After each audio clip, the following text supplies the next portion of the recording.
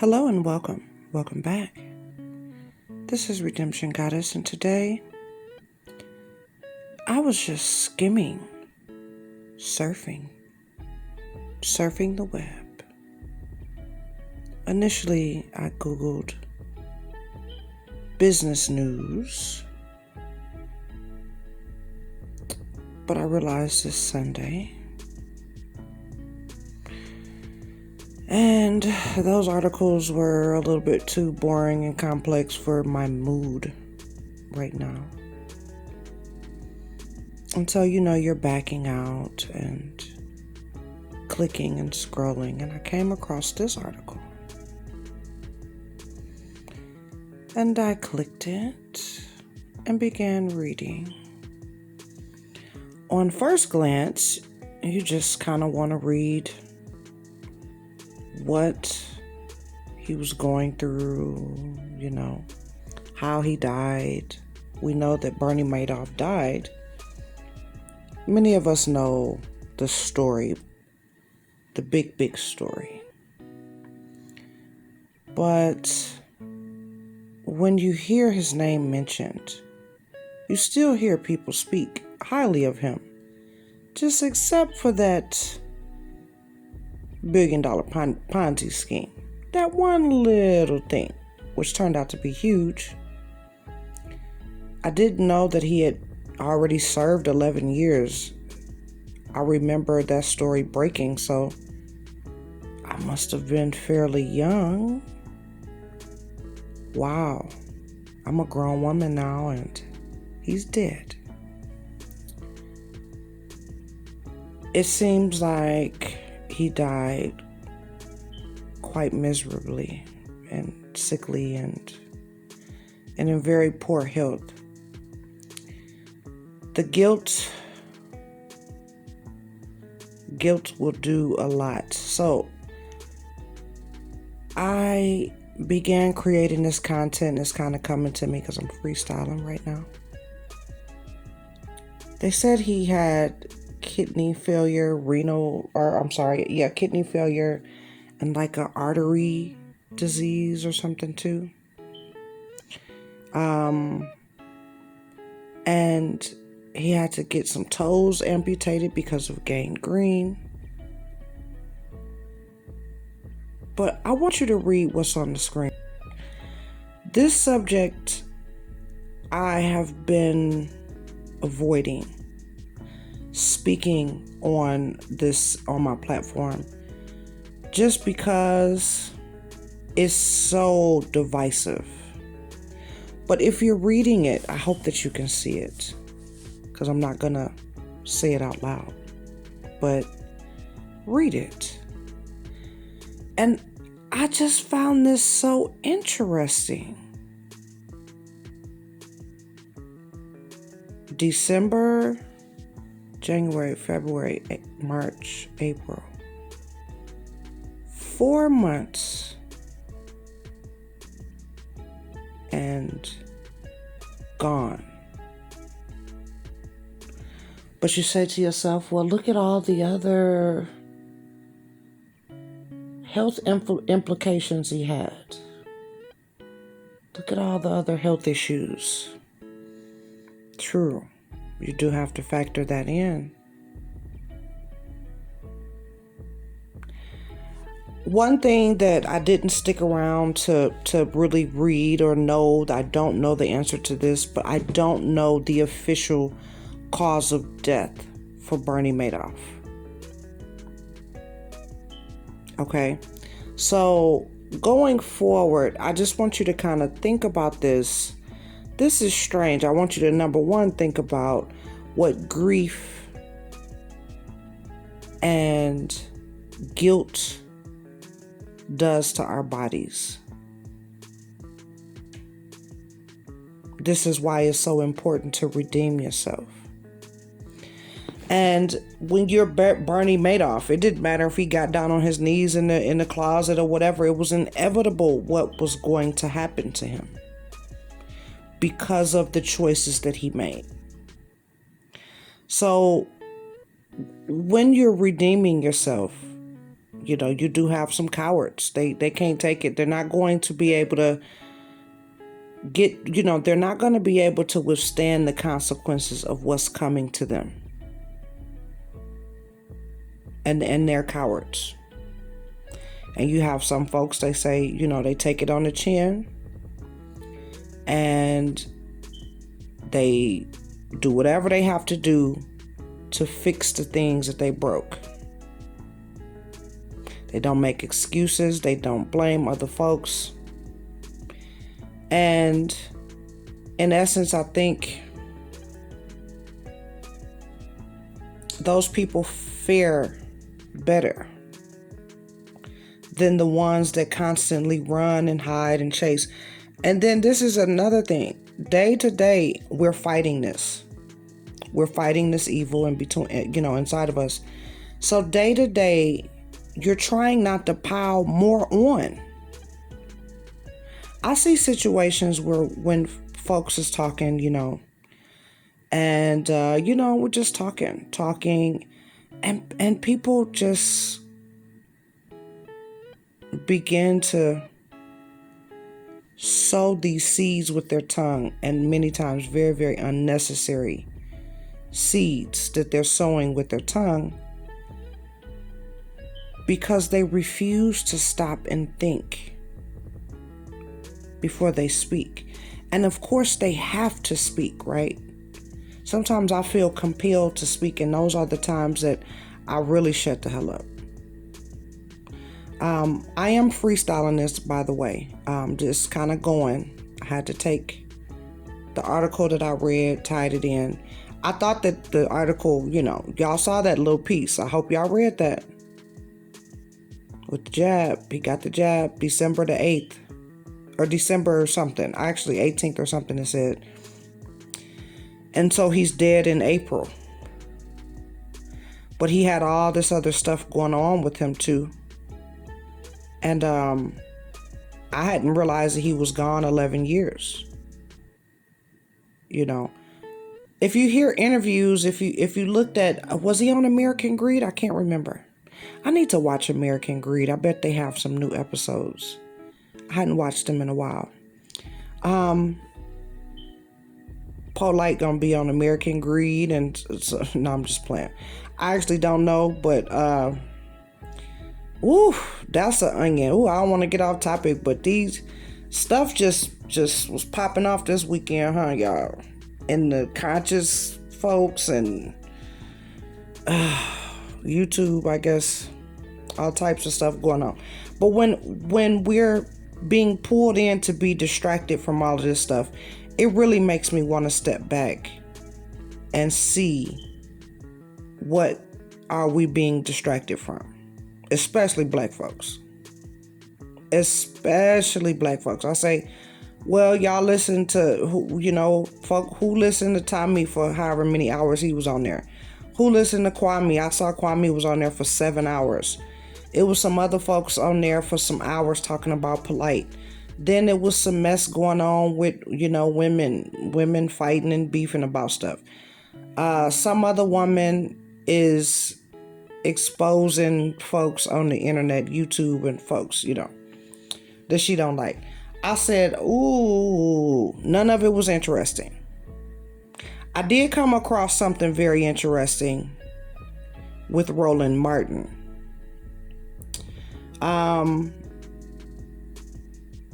He shared something on his Facebook where he's having, I guess, a text exchange with someone that he's either hiring or supposed to be interviewing. So he asked them about, the jab, and they say no. And they actually put a lot of unnecessary stuff in there about testing and all of this other stuff. And instead of just saying no, you just say no. That's it. But he put all the other unnecessary stuff in there. And in that moment, I saw I saw the intentional divide. Like, we're so divided. So now we have another thing to attack each other for. It was already, and especially black folks. So we attack each other. You black, you dark, you light, you your hair, good or bad or whatever. So we got all of this stupid shit and all of these different stupid categories. Then you have, obviously the rich and poor is always there. And then the poor that pretends to be rich. So that's a group of people. Then you have the Democrats and the Republican and the liberal, the coons and the wokes and the hood folks and the gangbangers and the prison reform people, So you got all of these different people, right? Anti-life, pro-life, pro-choice, pro-everything, right? And if you do not please them fully, you can't be in a group. Not that you were asking for a group anyway, but we're kind of herded every day. Well, who likes the color red? Who likes the color blue? Who loves, who loves ice cream? Who loves hot dogs? Okay, people that love hot dogs are better than people that love ice cream. And we're forgetting the fact that if you eat too much of either one, you're going to be fat and messed up. I said all of that to say the text exchange between Roland Martin and whoever. Roland Martin doesn't want to be around anyone that's not in his group, in the current present group of jabs. And I feel like that's his right. Kind of. Because now what? Do we just punish folk? Like, what do we do? You tell them, I don't know what they're going to do. It's really complicated for me to think it out. But I'm not quite ready to begin alienating folks like that. Me personally. If I tell you to put a mask on and you don't want to, I'm not going to ask you yay or nay. I don't care whether you did or you didn't. I'm not going to ask you. But if we're indoors, I want you to wear a mask around me. I'm going to have my mask on around you, and we're going to do the distancing. They said the shit worked. So it had to work. It had to be working. It has to work. Because let's just say it has to work, because I'm not trying to jinx nothing or be braggart or nothing. Anyway, so going forward, I was like, wow, I personally didn't agree with that. And then to put a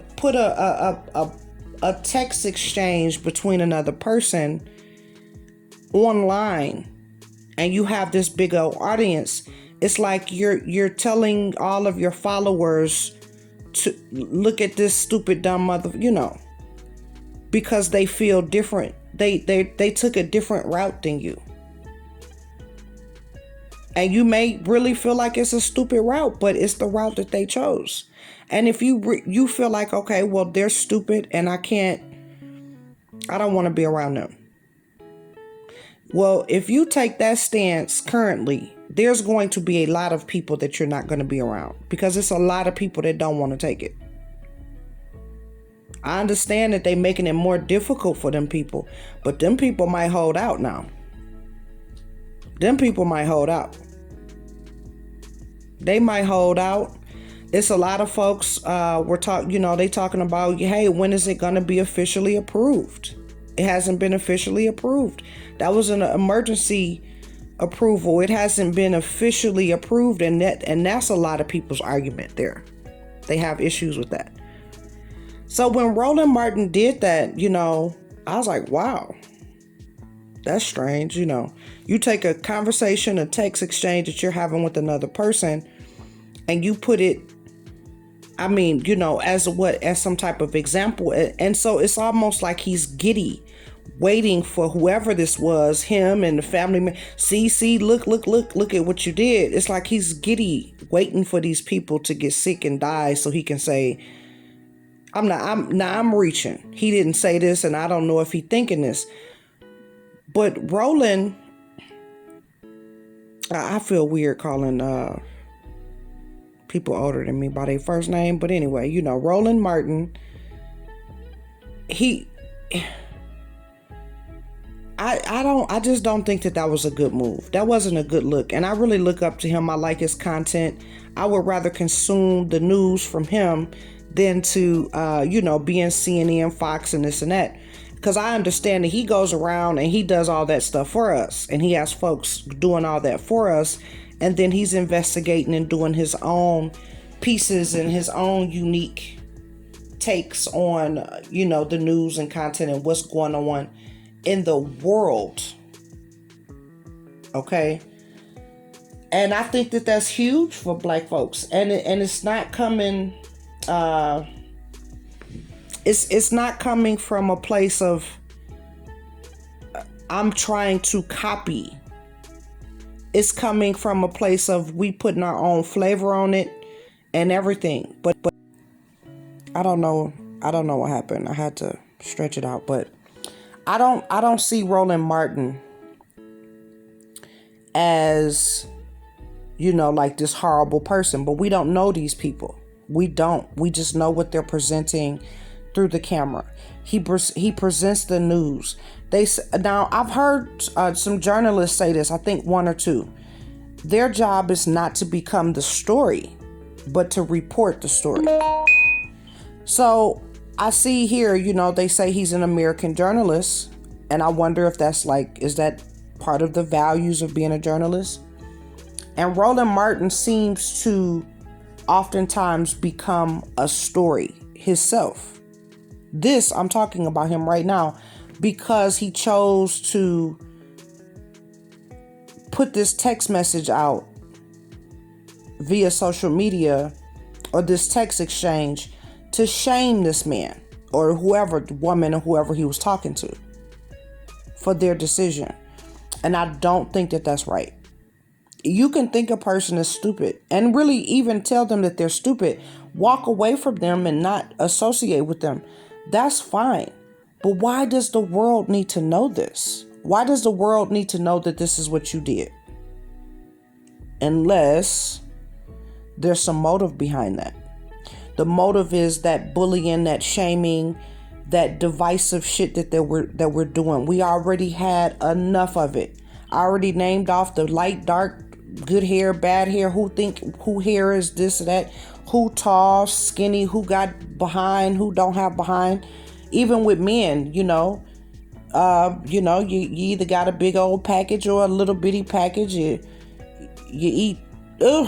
I'm going too far with that one. But there's always some type of club to join, is the point that I'm trying to make. You in a dark skin club, you in a Sagittarius club, you into this.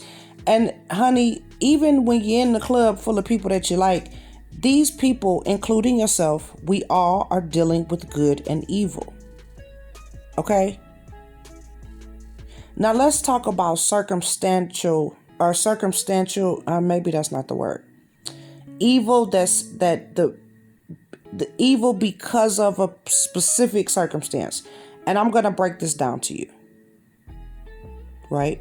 We saw that movie Taken, or maybe you didn't, but that movie Taken, when the guy vows to get his daughter back and he kills a bunch of bad guys to get his daughter back, right? Killing is evil.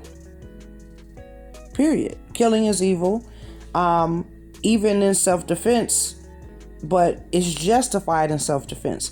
So everyone looks at him as a hero, even though he took other people's lives.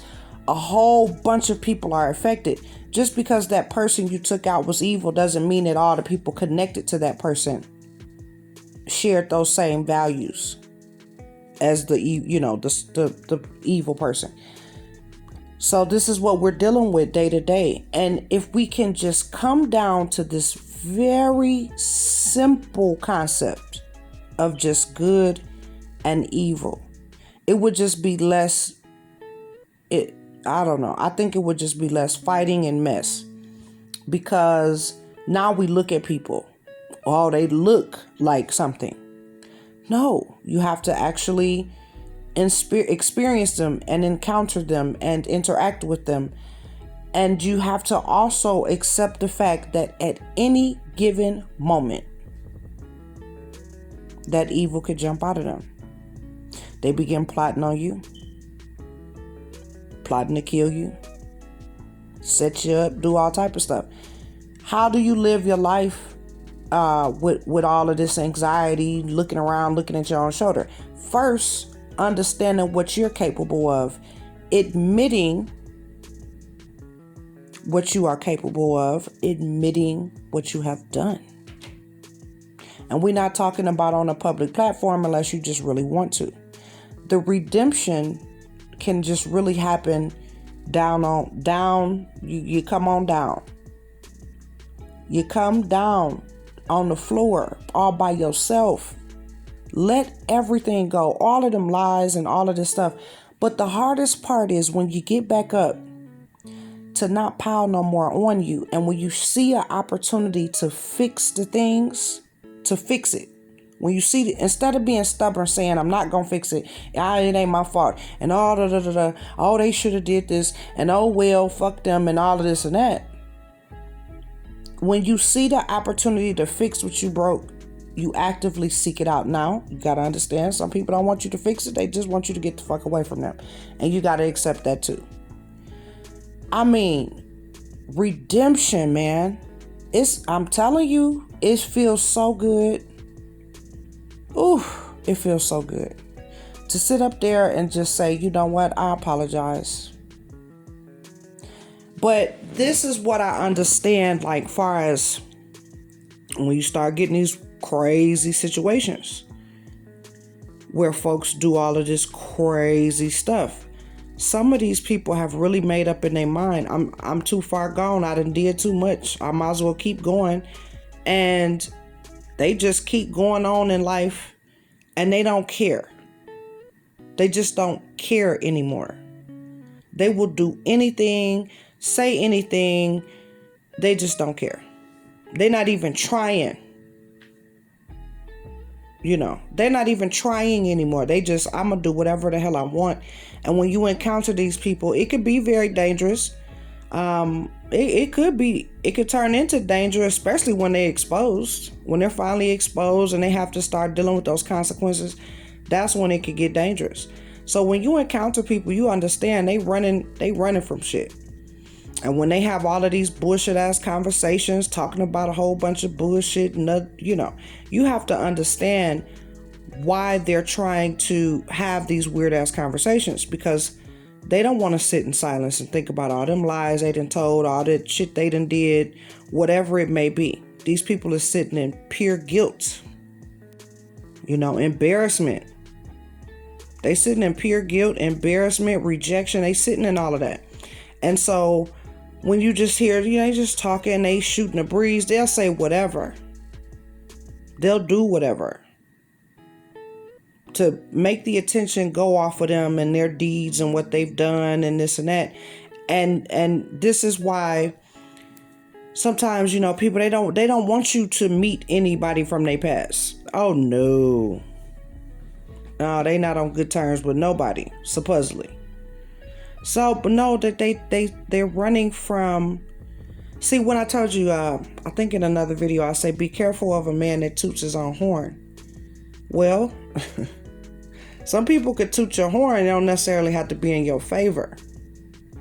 When you start getting that backstory, that backstory, when you start comparing the stories that they told you. So they told you one story. And then here's another story that's been presented. And they're trying to convince you, like, look, I want you to believe my story. But most of the time, they don't even want you to get back there to get that story. They want to shape all of the stories. They shape and tell you and give you everything. But don't you look back to try to see nothing different now. And if you look back, you see anything different and you don't believe their version, then you're a traitor to them. These are the people that's running, honey. They running hard too. And it's sad to see because it comes out in aggression. It comes out in embellishment. It comes out a lot of different ways. And I see it I'm telling you, I see it in 5 minutes. I hear it, not see it, but I hear it in 5 minutes. It's difficult because we haven't been interacting. So you are talking to folks on the phone, on the internet, and things like that. That's why it is nice to cam up and see each other and everything like this, but it still doesn't really help you. It doesn't really help you. Visual masturbation, oh please, no. So overall, when we're interacting with folks in real life, and as a woman, it is very, very important that you learn this, like you learn it within your own self, because we all need to probably apologize to somebody somewhere. And what you have to understand is when you meet these men, oh baby, they running. Some of them, the story I just did with the DNA, catching the guy, 46 years later of a brutal murder. You wonder why you just can't get along sometime. Some folks, it just seem like you just can't get along. They're always maybe attacking something that you say or do or whatever. That's a mechanism, to keep you in a frenzy, so you don't begin looking deeply at them. You got to understand all these little psychological tricks. It takes a little time to understand them, but the very first thing that you do to begin to understand it is to redeem your damn self. It's easy to say you, look at you.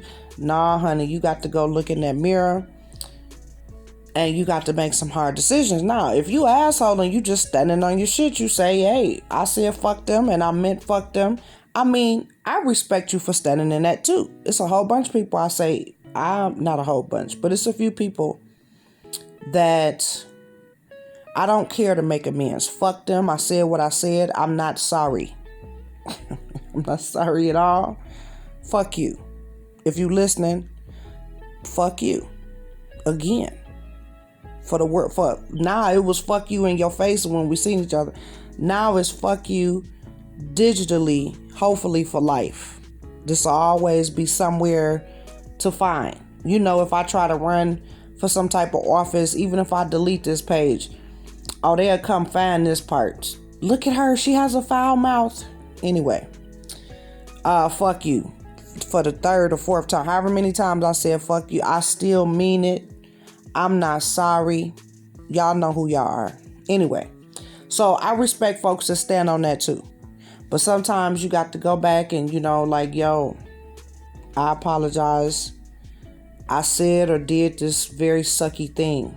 And I suck, yo. Can you forgive me? For real. Can you forgive me? And then you begin trying to fix what you broke. Anyway, I'm trying to go a little bit longer than the little 10-minute marks, but I really don't like the whole hour things either. I didn't really research. I don't really have too much to talk about today. That Bernie Madoff shit caught my eye. Y'all go back and read that little piece. Y'all see, I was trying to tiptoe and dance. I couldn't find the Facebook thing from when he posted, but it was today. Roland Martin posted that exchange, and those are the only two things that really sparked my interest, that aren't too boring. Obviously, I've read some very boring shit that y'all probably wouldn't be interested in. I can't articulate that today. Like the world news stuff that I'm interested in, it's kind of boring. Y'all let me know in the comments if y'all want to hear about it one day. Some of my little boring research adventures. Because I'm telling you, sometimes I wake up on one. I want to know something and I want to know it. It's something that I don't know. And by the end of that damn day, I want to know it, or at least have some clarity of where to go find the information. And some things just really eat at me like that. I can't shake it. And I'll look up 2 hours later and I'm still searching and digging. So I'll get on here and I'll reveal some of those little adventures. They're going to probably be boring. So, warning. So I hope you enjoyed this. If you have anything to say about this commentary, what do you think about the Bernie Madoff jab thing? And what do you think about Roland Martin outing that person for not being vaccinated and saying that they weren't going to do the interview or do the business that they were going to do? Let me know down below. Don't forget to subscribe. I see I lost a subscriber. I don't know how I'm losing subscribers. I actually do kind of care. I was about to say I don't care, but I actually do kind of care. I was hoping to get to 100 this week. I'm going to quit setting goals on that type of stuff, and I'm just going to create content. I'm not even going to worry about it or think about it. Again, just create my content that I like. If you like the content, like it, subscribe. If you don't like the content, dislike, tell me below why you don't like it. And as always, thank you so much for listening.